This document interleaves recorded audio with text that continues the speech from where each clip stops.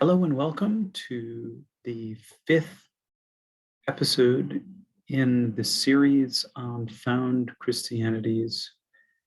My name is Dr. David Litwa, and I am going to be introducing to everyone here a very important early Christian leader you may never have heard of.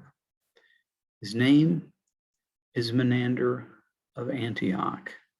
And Antioch was a very important city in Christian antiquity, the third largest city in all of the Roman Empire. It contained a massive Jewish community and was one of the first ports of call for the growth of early Christians.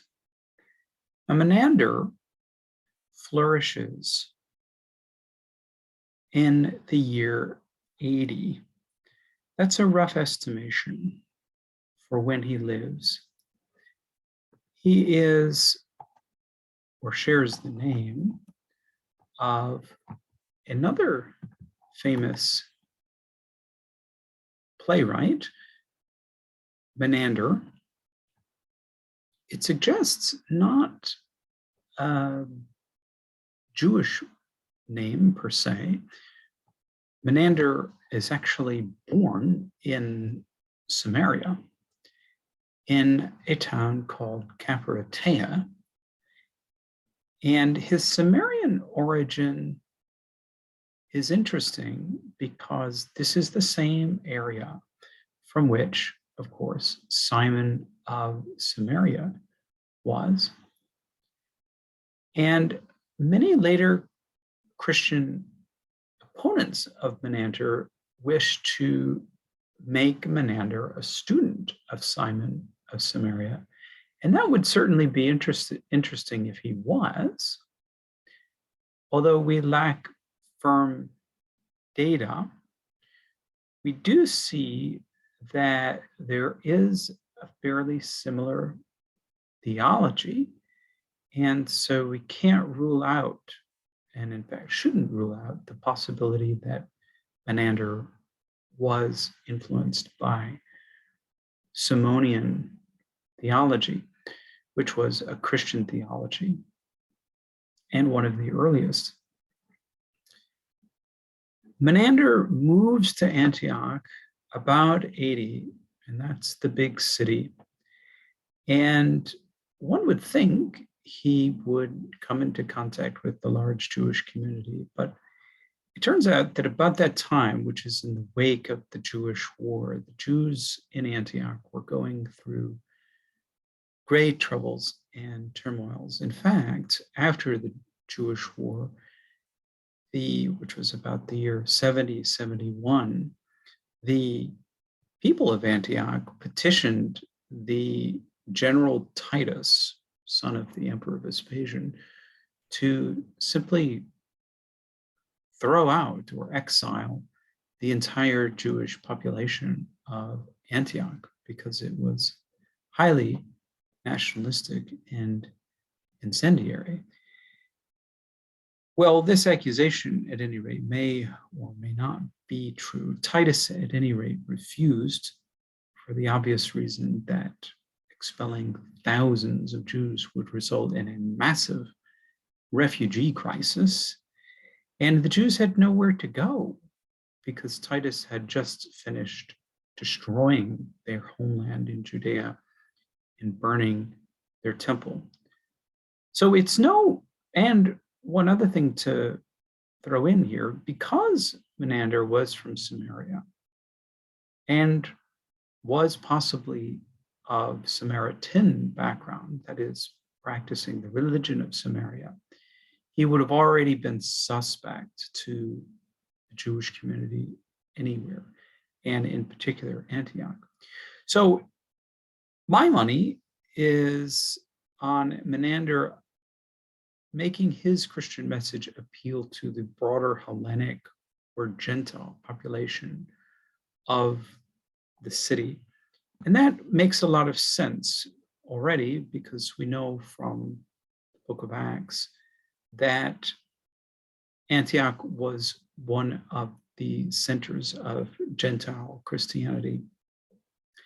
And by the late first century, we are definitely seeing what is called in scholarship a parting of the ways, that is an institutional division between small conventicles of Christians and the Jewish, much larger and established Jewish synagogues.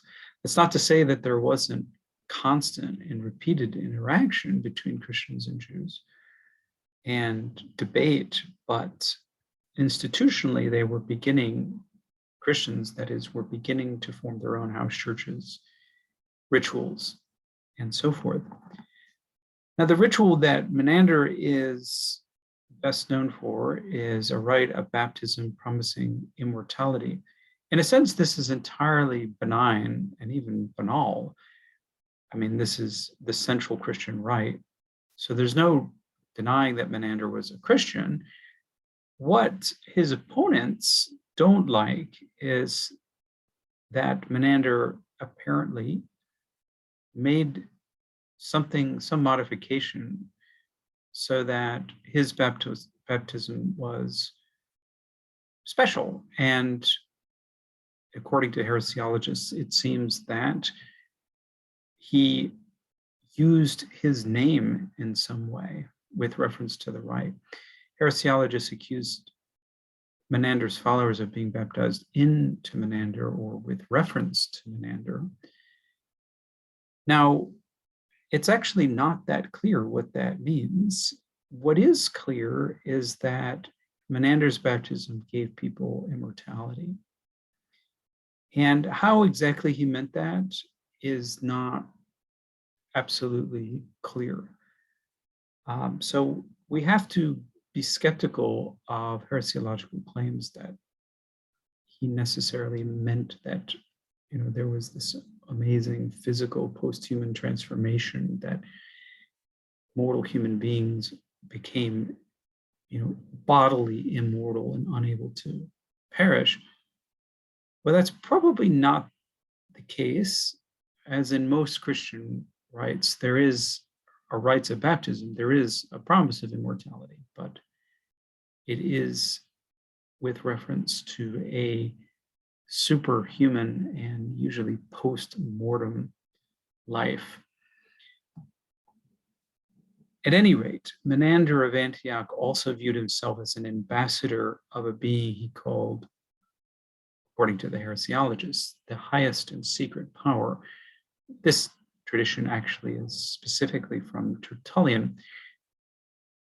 And we can see here that this is, I think it's safe to say, something like or something analogous to an apostolic identity formation.